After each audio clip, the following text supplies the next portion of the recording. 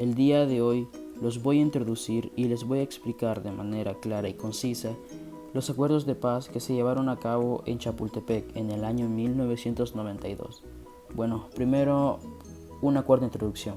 Un tratado o acuerdo de paz es un acuerdo entre dos o más partes hostiles, por lo general son países o gobiernos, que culminan formalmente en un estado de guerra entre esas partes. En los acuerdos, pues siempre hay muchos aspectos, ¿verdad?, posibles que se pueden incluir en un tratado de paz. Algunos de estos pueden ser procesos de resolución de futuros conflictos, accesos y repartos de recursos, la resolución de deudas existentes, definición de comportamientos proscriptos, es decir, la razón o la definición del por qué eres enemigo público o enemigo del Estado. La reanudación de las aplicaciones de tratados existentes, esto quiere decir que los tratados que anteriormente se tenían se vuelven a reanudar o se vuelven a activar. Un ejemplo de acuerdo o tratado de paz, pues son estos, ¿verdad? El acuerdo de paz de Chapultepec de 1992, o mejor conocido como los acuerdos de paz de la Guerra Civil Salvadoreña. Bueno, un poco de contexto. La Guerra Civil Salvadoreña en 1981 fue el conflicto bélico interno ocurrido en nuestra República de El Salvador entre las Fuerzas Armadas de El Salvador y las fuerzas insurgentes del Frente Farabundo Martín para la Liberación Nacional, es decir, el FMLN. El conflicto no fue declarado de forma oficial, pero se considera usualmente que se desarrolló en el 10 de enero de 1981, ¿verdad? Hasta el 16 de enero de 1992.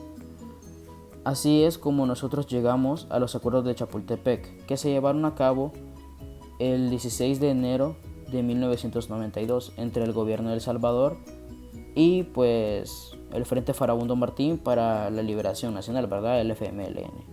Esto se llevó a cabo en el castillo de Chapultepec, en México, que se consideró el fin de 12 años de guerra civil en el país. Es bastante tiempo.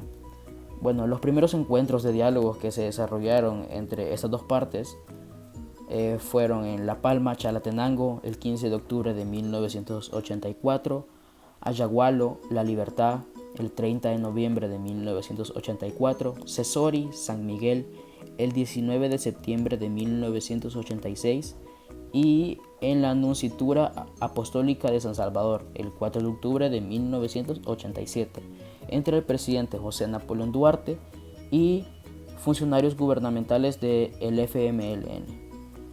El documento final de los acuerdos se dividió en 9 capítulos, en los cuales se abarcaron 5 áreas fundamentales, en las cuales están la modificación de las Fuerzas Armadas, la creación de la Policía Nacional Civil o la PNC, las modificaciones al sistema judicial y a la defensa de los derechos humanos, la modificación en el sistema electoral y adopción de medidas en el campo económico y social. Sobre este tema se tienen bastantes dudas, ¿verdad? Y aquí vamos a responder 3 de las más frecuentes. Una de ellas es: ¿la firma de compromisos y acuerdos de paz resolvieron las causas internas que dieron origen a la guerra? Pues la respuesta es que se solucionaron unas cuantas cosas, ¿verdad?, en el aspecto político, pero otras, como por ejemplo en el aspecto económico, pues no, ¿verdad? No se solucionaron de tal manera o con el interés que se necesitaba, ¿verdad?, que lo solucionaron.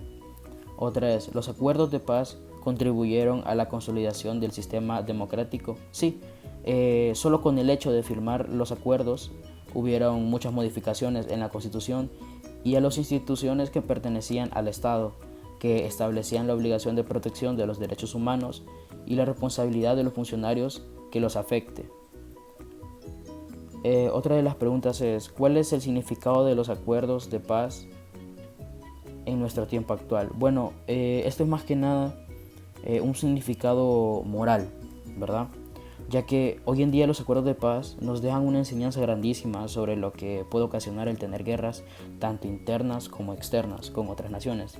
Y también nos deja como enseñanza el significado real de los derechos humanos y los valores morales y cómo aplicarlos en nuestro día a día y así poder vivir en paz.